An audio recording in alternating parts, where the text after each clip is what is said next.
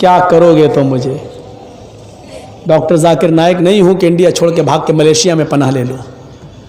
जर्जीस हूं। मुझे मालूम है कि केस करोगे। तुम जेल से मत डराओ हमें।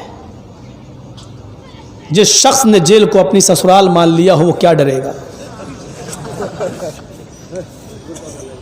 अब हमें डर नहीं लगता है, अल्लाह की कसम नहीं लगता है। क्यों लगेगा? जो यहां कर रहे हैं वही हमें जेल में करना पड़ता है। जुमा पढ़ाओ, नमाज पढ़ाओ, खुतबा दो, दर्स दो, बाद में लोग आप मौलाना जर्जीस, वो लोग भी तो वही है जो हमें सब जानते हैं। जर्जीस, हाँ बैठो बैठो, सबक सुनाओ, पढ़ा रहे हैं, कुरान पढ़ा रहे हैं, हमको वही सब वहाँ करना पड़ता है। और एक बात बता दूं, जेल से ज़्यादा आराम कहीं है भी नहीं। बड़े तजर्बे की बात बता रहा हूँ आपको, जो लोग जेल में गए होंगे उनको मालूम होगा। जेल से ज़्यादा आराम कहीं है भी नहीं। थोड़ा सा पैसा खर्च होता है, आराम बहुत है। जो चीज़ें आपको यहाँ नहीं मिलेंगी खुलेआम, जेल के अंदर मिलेंगी। जेल के अंदर हमसे जेलर ने पूछा, जब पहली बार गया तो दूसरे दिन मुलाहिजा होता है, सुबह होकर चेकअप होता है, ये निशान कहाँ कहाँ है, कपड़े वपड़े उतारवाते हैं कमीने, पूरा नंगा नहीं करते। अब पूछा कि आपका नाम? मैंने कहा मोहम्मद जर्जीस। हाँ, क्या काम करते हो? हमने कहा नमाज पढ़ाता हूँ। मौलाना हो? हाँ। अच्छा अच्छा अच्छा अच्छा, चलो चलो, ये बहुत अच्छा हुआ, हमारे यहाँ कोई नमाज पढ़ाने वाला नहीं था, जुमा पढ़ाने वाला नहीं था, ये तो अच्छा हुआ तुम आ गए हो। हमको नमाज की ड्यूटी दे दी। चलो पढ़ना तो था ही, पढ़ा दूंगा, अच्छी बात है। जुमे का दिन आया, जुमे का खुतबा दिया। 15-20 मिनट का खुतबा होता है, 1 घंटा दिया। रोको, कौन रोकोगे? नहीं, क्या करोगे? बाद में जेलर आया कि 15 मिनट से ज़्यादा नहीं दे सकते हो। मैंने कहा हमारे यहाँ 1 घंटे का लिखा है, दिलवाना हो दिलवाओ। और सब जेल कैदी हमारा साथ देने लगे, सही है करो, ठीक है, अच्छा करो। अच्छा, अब वो बाहर से पहले जुमा पढ़ाने के लिए बुलाता था किसी मौलवी को, तो 2000 रुपये देता था उस मौलाना को।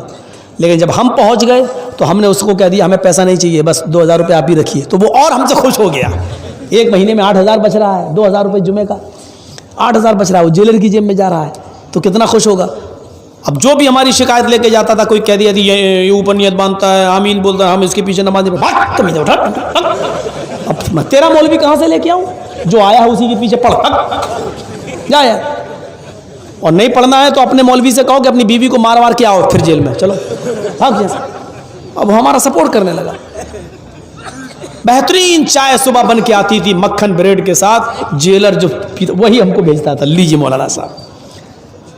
जो क्रिमिनल और गुंडे लोगों के लिए जो खाना बनता था उसी में से हमारे लिए आता था, लीजिए आप।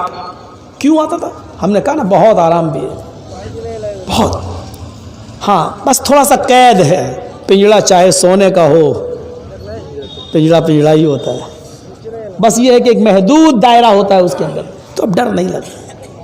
इतना खुल के बोलने के बावजूद कितनी बार मैंने लेटर लिख के दिया ये एबीपी न्यूज़ को, जी न्यूज़ वालों को, अरे मुझे बिठाओ ना डिबेट पर, संबित पात्रा के साथ मुझे बिठाओ, बहुत भौंकता है, देखता हूं मेरे सामने कैसे भौंकता। एक बार बिठाओ तो वो जैसी राम राम राम राम करेगा, राम का मंदिर, हम वैसे ही बोलेंगे। भाई रामचंद्र जी तो खुद ही नमाज पढ़ते थे। कृष्ण कृष्ण बहुत बकते हो, बहुत। हम कुरान की बात ही नहीं करेंगे, हम कृष्ण जी की बात करें, करो। वो कहेगा कृष्ण जी, हम कहते मानो, चलो। वो नमाज पढ़ते थे, पढ़ो तुम। हम कहेंगे हाँ पढ़ते थे, योगी उज्जीत सतत महात्मा नम्र हास्य स्थित था, एकाकी चित्तात मंदिरा शीर परिग्रह, ये मंत्र। अब मंत्र याद होगा तुझे, तेरे बाप को भी याद नहीं। पढ़, तर्जुमा कर इसका, चल। कृष्ण जी नमाज पढ़ते थे, हिरन की खाल पर नमाज पढ़ते थे, 5 टाइम पढ़ते थे, सूरह फातिहा पढ़ते थे, सब हम बोलेंगे। देखो कैसे भागता है। हम कहेंगे नहीं अल्हम्दुलिल्लाह रब्बिल आलमीन, हम तो कहेंगे पढ़ते थे अग्नि मीले महिदे वस्य सवितु परिष्टुति बसुर दयामाना नय सुपथराय आसमान। यही तो है। अग्नि मीले प्रारंभ करता हूं ईश्वर के नाम से, हम पढ़ते हैं बिस्मिल्लाहिर्रहमानिर्रहीम, शुरू करता हूं अल्लाह के नाम से। कृष्ण जी पढ़ते थे महिदे वस्य सवितु परिष्टुति, महान है हमारा देवता जिसके लिए सारी तारीफ है। हम पढ़ते हैं अल्हम्दुलिल्लाह रब्बिल आलमीन, सारी तारीफ अल्लाह के लिए। पढ़ो चलो, हमको नहीं बुलाते, क्यों? जानते हैं माहौल खराब हो जाएगा। हमने ये भी कह दिया तुम जिसको 5,000 10,000 दे के बुलाते हो हमें वो भी नहीं चाहिए, सिर्फ बुला लो, बिठा लो, किसी चीज पर डिबेट करवा लो।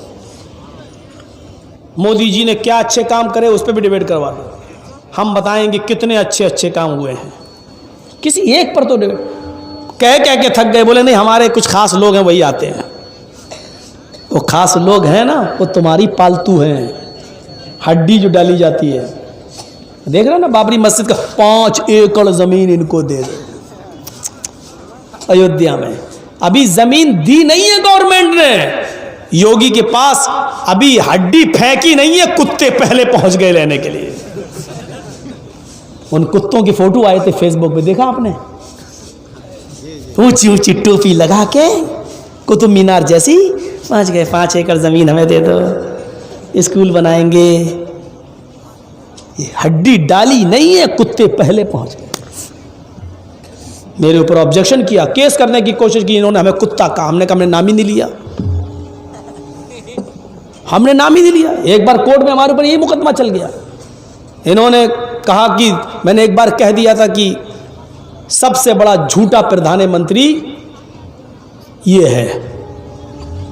बीजेपी वालों ने केस कर दिया कि इसने हमारे मोदी को झूठा कहा है, इसने हमारे मोदी को झूठा कहा है।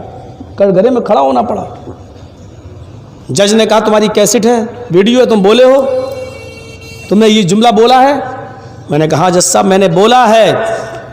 मैंने कहा सबसे बड़ा झूठा प्रधानमंत्री आज तक कोई पैदा ही नहीं हुआ जितना बड़ा ये हुआ है, मैंने बोला है। तो कहा कि तब तो आपको सजा मिलनी चाहिए। मैंने कहा लेकिन मैंने ये नहीं कहा कि भारत का प्रधानमंत्री झूठा है। मैंने कहा वो दिखाओ, वो कहाँ है? मेरे वकील ने भी कहा कि नहीं इन्होंने भारत का नाम नहीं लिया है। तो जज मुस्कुरा के कहता है कि हमको नहीं मालूम है कि कौन सा प्रधानमंत्री झूठा है। जज भी कह रहा कि हमको क्या नहीं मालूम है, हमको बेवकूफ़ समझ रहे हो, हमको नहीं मालूम है। अरे जाओ भाई, इन्होंने भारत का नाम थोड़ी लिया, क्लीन चिट। एक एक पॉइंट पर फैसले होते हैं, एक एक पॉइंट पर। और धोखे से मेरे मुंह से ये निकल गया होता कि मोदी से बड़ा प्रधानमंत्री आज तक कोई झूठा पैदा हुआ ही नहीं। अगर ये निकल गया होता तो फंस गया था, मैं फंस रहा था। लेकिन मैंने कहा इस देश, हमने ये भी नहीं कहा इस देश, हमने कहा कि इससे बड़ा प्रधानमंत्री आज तक, इससे बड़ा झूठा कोई पैदा हुआ ही नहीं। और मैंने एक्सेप्ट भी किया। हाँ मैंने कहा, बोले किससे? मैंने कहा ये क्यों बताऊं किससे? मैंने ये नहीं कहा कि इस देश का या भारत का प्रधानमंत्री सबसे बड़ा झूठा, मैंने ये नहीं कहा। एक ही पॉइंट पे फैसले होते। हालत हमारी दूसरी तरफ जा रही है मेरे भाइयों। सूरत हाल यह कि एक मुसलमान दूसरे मुसलमान का मुखालिफ हो गया। आज हम अपनी खुशी से, हम अपनी परेशानी से इतना परेशान नहीं है जितना आपकी खुशी से हम परेशान हैं। ये हमसे आगे क्यों बढ़ रहा है, ये आगे क्यों जा रहा है, ये तरक्की क्यों कर रहा है। उफ, एक मेरे पास आई एक औरत, उफ, एक औरत मेरे पास, जानते हो क्या क्या? मौलाना साहब कोई ऐसा ताबीज़ दे दो, मेरा पति जो है जहाँ दुकान खोला हुआ है वहीं एक दुकान और खुली हुई है कपड़े की। हमने कहा फिर? कहा ऐसा ताबीज़ दे दो कि उसकी दुकान के कस्टमर टूटकर मेरी दुकान पे आ जाए, उसकी बंद हो जाए। कमीना वो बाद में खोल लिया, हमारा कंपटीशन चलने लगा, अब उसी की दुकान पे ज़्यादा जाने लगे तो उसके कस्टमर मेरे पास आ जाए। मैंने कहा तुझे बताया कौन? 2 मरतबा मैं धोखा खा चुका हूँ, पता नहीं मुझे क्या समझ के लोग मेरे पास आ गए ताबीज़। एक बरेली में आई थी एक औरत, कहने लगी मौलाना साहब मुझे एक ताबीज़ दे दो। मैंने कहा प्रॉब्लम? कहने लगी मेरा आदमी मेरा कहना नहीं मानता, मेरा पति मेरा कहना नहीं मानता। तो मैंने कहा क्या चाहती हो कि तुम्हारी उंगली के इशारे पे नाचे, जो तुम कहो वो करे? क्या कहती मालूम है? अरे मौलाना साहब आपने तो मेरे दिल की बात छीन ली। देखा औरत का हाल। तो हमने कहा अच्छा तो चल मुझे ताबीज़ देना। अब मैं उसका इरादा जानने के लिए कि क्या है, मैंने उससे कहा अच्छा बता तेरे पति का नाम क्या? कागज़ कलम ले लिया, बता। बोली क्या मतलब, नाम क्यों पूछ रहे हैं? मैं नाम क्यों लूँगी? क्यों? कि नाम लेने से निकाह टूट जाता है। हम अपने पति का नाम नहीं ले सकते, नाम लेंगे तो निकाह टूट जाएगा। हमने कहा किसने कह दिया निकाह टूट जाता है? कहा नहीं, हमारे मौलाना बताते हैं कि नाम लेने से निकाह टूट जाता है। हमने कहा तो नाम तो लिखना पड़ेगा, जब तक नाम नहीं लिखेंगे तो तेरा आदमी तेरा गुलाम कैसे बनेगा? हम भी उल्टा चले। तो कहती है अच्छा नाम लिखना ज़रूरी है क्या? बुलाई अपनी छोटी सी बच्ची को, ए ललो, वहाँ लड़के को लला बोलते हैं और छोटे बच्ची को ललो। छोटा सा बच्चा तो लला, छोटी सी बच्ची तो ललो। ए ललो, ललो इधर आ। क्या? हाँ, तेरे पापा का क्या नाम है बता तो मौलाना साहब को। तो वो बेचारी 4-5 साल की थी, तो तुतलाती हुई बोली रहमतुल्ला। रहमतुल्ला नाम था। तो कहने लगी रहमतुल्ला। तो हमने कहा रहमतुल्ला कि हाँ। तो हमने कहा ये तो रहमतुल्ला बता रही है कि हाँ यही नाम है। और हमारे दिमाग में आया कि इसकी ज़बान से किसी तरह निकलवाऊं। तो हमने कहा ये नाम तो तुमको लेना ही पड़ता होगा, तो तुम्हारा निकाह नहीं टूटता। कहती मैंने ज़िंदगी में कभी अपने आदमी का नाम नहीं लिया। मैंने कहा तुम झूठ बोल रही हो। क्या मौलाना साहब अल्लाह की कसम मैंने नाम नहीं लिया। मैंने कहा नमाज़ पढ़ती हो कि नहीं? कहा 5 टाइम की पढ़ती हूँ। हमने कहा नमाज में तो सलाम फेरती हो, तो जब सलाम फेरती हो तो उसमें तो नाम आता है अस्सलामु अलैकुम व रहमतुल्लाह। तो रहमतुल्लाह आता है कि नहीं आता है? तो तुम तो नाम लेती हो। कहती है मैं सलाम तो फेरती हूँ लेकिन अपने पति का नाम नहीं लेती हूँ। मैं तो चौंक गया। मैंने कहा कैसी औरत है यार ये? तो ये सलाम की। फिर मैंने सोचा, मैंने पूछा अच्छा ये बता, जब फिर नमाज पढ़ती हो अपने पति का नाम नहीं लेती फिर बोलती क्या हो? तो कहती जब मेरे पति का नाम आता है तो मैं कह देती हूँ अस्सलामु अलैकुम ललो के अब्बा। इधर सलाम फेरती हो तो कह देती हूँ अस्सलामु अलैकुम ललो के अब्बा। मैं नाम नहीं लेती हूँ। मैंने तो सर पकड़ लिया। मैंने कहा वो ऐसी ऐसी औरतें, इन कठमुल्ला लोगों ने, मौलवियों ने क्या बता के रखा है कि आदमी औरत नाम ले ले तो निकाह टूट जाता है। अरे बेगैरतो, बीवी अपने शौहर का नाम ले तो मोहब्बत बढ़ती है। आप लोग भी अपनी बीवियों से कहो कि वो आपका नाम लें। और ये औरतें जितनी हमारी बहनें बैठी हुई हैं जिनकी शादियां हो चुकी हैं, वो अपने शौहर का नाम लिया करें। नाम लेने से मोहब्बत बढ़ती, बेइज्जती नहीं होती है। हजरत आयशा की उम्र कितनी थी? 9 साल। अल्लाह के रसूल की उम्र कितनी थी? 54 साल, 54 ईयर। लेकिन जानते हो हजरत आयशा इतनी छोटी होने के बावजूद अल्लाह के नबी का नाम लेती थी। एक बार अल्लाह के रसूल ने कहा आयशा जब तुम मुझसे नाराज़ होती हो तो मैं समझ जाता हूँ कि तुम मुझसे नाराज़ हो, और जब तुम मुझसे खुश होती हो तो मैं समझ जाता हूँ कि तुम मुझसे खुश हो। कहा कैसे अल्लाह के नबी कैसे?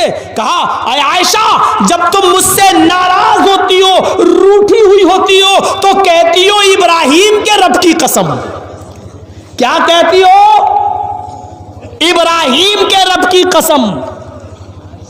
तो मैं समझ जाता हूँ कि इब्राहिम के रब की कसम खा रही है, मुझसे रूठी हुई है, नाराज़ है। अच्छा, और खुशी में होती हो तो? आयशा जब तुम मुझसे प्यार करती हो, खुश होती हो तो तुम खुशी में कहती हो मोहम्मद के रब की कसम, मेरा नाम लेती हो। आयशा जब तुम मेरा नाम लेती हो, कहती हो मोहम्मद के रब की कसम, तो मैं समझ जाता हूँ कि आज तुम खुश हो, प्यार कर रही हो, मोहब्बत है तुम्हें हमसे, तो मैं समझ जाता हूँ। तो हज़रत आयशा कहती हाँ अल्लाह के रसूल आपने सच पहचाना। लेकिन नाराज़गी में भी अगर मैं इब्राहिम के रब की कसम खाती हूँ तो सिर्फ ज़बान से, दिल से कभी आपको नहीं निकाला, यानी मोहब्बत दिल में बरकरार रहती है। कसम खा के आपको जताना चाहती हूँ कि मैं नाराज़ हूँ लेकिन दिल से नाराज़ नहीं रहती हूँ। देख रहे हैं हज़रत आयशा नाम ले रही हैं अपने शौहर का, अपने शौहर का नाम लेने से मोहब्बत बढ़ती है। और ये बेचारी आई ताबीज़ दे दो, हैं दुकान बंद हुई। और आज मुल्ला दे रहे हैं। मैं 10 साल मौलवियत पढ़ा हूँ, 10 साल कुरान और हदीस, मैं ढूंढ रहा हूँ कि ऐसा कोई हमको दुआ मिल जाए, ऐसी कोई दुआ मिल जाए कि आज मौलवी लोग ताबीज़ दे रहे ना, मौलाना साहब फला की लड़की से मुझे प्यार हो गया, मोहब्बत हो गई है और उसका बाप शादी नहीं होने दे रहा है, ऐसे ताबीज़ दे दो। और मौलाना साहब 50 रुपए लेके ताबीज़ दे रहे हैं, जाओ इसको अपने गले में पहन ले, फला के सामने आ जाना, तुझे जो है बस वो तेरे दीवानी हो जाएगी और उसका बाप अपनी लड़की को लेके तेरे पास दे देगा, ले कर ले शादी।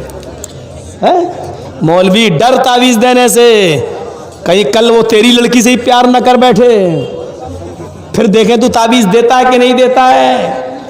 10 साल से पढ़ रहा हूं, अभी तक कोई दुआ नहीं मिली। हमारे नबी किसी की दुकान बंद कराने के लिए नहीं आए थे। अब सुनो हमारे नबी ने जो तालीम दी वो क्या थी? 2 लोगों की दुकान है, दोनों सहाबी हैं। आपको एक बहुत कीमती बात मिलेगी, 2 सहाबी हैं और दोनों की दुकान है और दोनों कपड़े की दुकान खोले हुए हैं। एक आदमी के पास कस्टमर आया, उसने कपड़ा बेच दिया। थोड़ी देर के बाद दूसरा आदमी कपड़ा खरीदने आया, उसने दूसरा कपड़ा भी बेच दिया। थोड़ी देर के बाद एक और कस्टमर आया और इस दुकान से वो एक और कपड़ा ले गया। 3 कस्टमर आए, तीनों को उसने कपड़ा दे दिया। इस आदमी ने देखा कि मेरे तो 3 कपड़े बिक चुके हैं, लेकिन मेरे भाई की दुकान पर एक भी कपड़ा नहीं बिका। वो भी मुसलमान है, वो भी मेरे नबी का उम्मती है, उसके भी बीवी बच्चे हैं। इस आदमी की दुकान पर भी एक भी कस्टमर नहीं आया। अब चौथा कस्टमर जैसे इसकी दुकान पर आया और कपड़ा देखने के लिए कहने लगा कपड़ा दिखाओ। कौन सा कपड़ा? का फला का वो मेरे पास खत्म हो गया है, वो मेरे फला भाई की दुकान पर मौजूद है, तुम वहां से जाकर ले लो। इस आदमी को उधर भेज दिया, सिर्फ इसलिए नहीं कि वो कपड़ा नहीं था, कपड़ा था, लेकिन मेरे घर का चूल्हा तो जल जाएगा। मैंने तो 3 सूट बेच दिए हैं, लेकिन मेरे भाई की भी बीवी है, उसके भी बच्चे हैं, आज सुबह से उसकी कोई इनकम, कोई आमदनी नहीं हुई है। अब चौथा कस्टमर आया, इसने उसके पास रेफर कर दिया और उस आदमी को कपड़ा दे दिया और उसके घर में भी खाने पीने का इंतजाम हो गया। पहले ये मोहब्बतें हुआ करती थी, पहले अपने आप आने वाले कस्टमर अगर 4 आए तो 2 मेरे पास, 2 तुम्हारे पास भी, तुम्हारे घर का भी चूल्हा जल जाए। ये पहले ये खुशी होती थी कि आज मेरे भाई के घर में भी चूल्हा जला है, लेकिन आज हम अपनी परेशानी से परेशान नहीं, दूसरे की खुशी से परेशान है। एक कुत्ते को देखा है आपने? कुत्ता है, जमीन पे चल रहा था, उसको एक छुरी पड़ी हुई मिली, छुरी खड़ी थी ऐसे, बकरे को ज़िबा करने वाला हिस्सा ऊपर था, बकरे को काटने वाला हिस्सा ऊपर था और छुरी नीचे ऐसे खड़ी पड़ी थी। ऊपर वाला हिस्सा बकरे को या गाय वगैरह भैंस वगैरह को ज़िबा करता था। ये ऊपर वाले हिस्से पर खून लगा हुआ था। एक कुत्ता वहां आया, उस कुत्ते ने खून लगा हुआ देखा छुरी पर, तो कुत्ता तो खून को पीता और चाटता है। कुत्ता आया, उसने छुरी में लगा हुआ खून देखा तो चाटने लगा। जैसी उसने उस छुरी पे खून को चाटा, छुरी की धार ने उस कुत्ते की जबान को काट दिया। कुत्ते की जबान कटी और कट के खून कुत्ते की जबान से निकल कर फिर छुरी पे लग गया। कुत्ते ने देखा भी खून और बाकी है, उसने फिर चाटा, उसकी जबान फिर कटी। कुत्ता समझ रहा है कि मैं उस पर बकरी का या भैंस का खून चाट रहा हूं, लेकिन वो अपने ही जबान से का खून चाट रहा था। उसने इतना चाटा कि उसकी जबान कट के गिर गई और कुत्ता मर गया। मेरे भाइयों, आज यही सिफत हमारे अंदर भी पैदा हुई है। हम दूसरे को बर्बाद करने के चक्कर में, कोर्ट कचहरियों के चक्कर में पड़ रहे हैं कि वो बर्बाद हो जाए, और इतना हम पैसा बर्बाद करते हैं दूसरे को बर्बाद करने के लिए कि उसको बर्बाद करने के साथ साथ हम भी बर्बाद हो जाते हैं, हम भी लुट जाते हैं। उस कुत्ते से कम हमारी पोजीशन नहीं है। भाई अपने अंदर पैदा करो, भाईचारा पैदा करो, एक दूसरे की हमदर्दी अपनाओ। मेरे भाइयों, अब रात के 1:30 बजे तक कौन बैठता है? 1:20 हो गया है। मैं भी देख रहा हूँ कि 50 कितने थे, अब कितने रह गए, इसलिए कोशिश करो कि ज़रा जल्दी टाइम दिया जाए करे। अब आपसे मेरी गुजारिश है, अब आप जाइए, आराम करिए। कल मेरा भी प्रोग्राम है किशनगंज, लेकिन जाने से पहले मेरे भाइयों, ये मुनीरुद्दीन साहब ने, एक माजूर आदमी जो हाथ और पैरों से माजूर होकर भी एक इदारा यतीम खाने के शक्ल में चला रहा है बेचारा, उसकी हिम्मत को सलाम करना चाहिए और देना चाहिए। तो आपको मुझसे क्या मोहब्बत।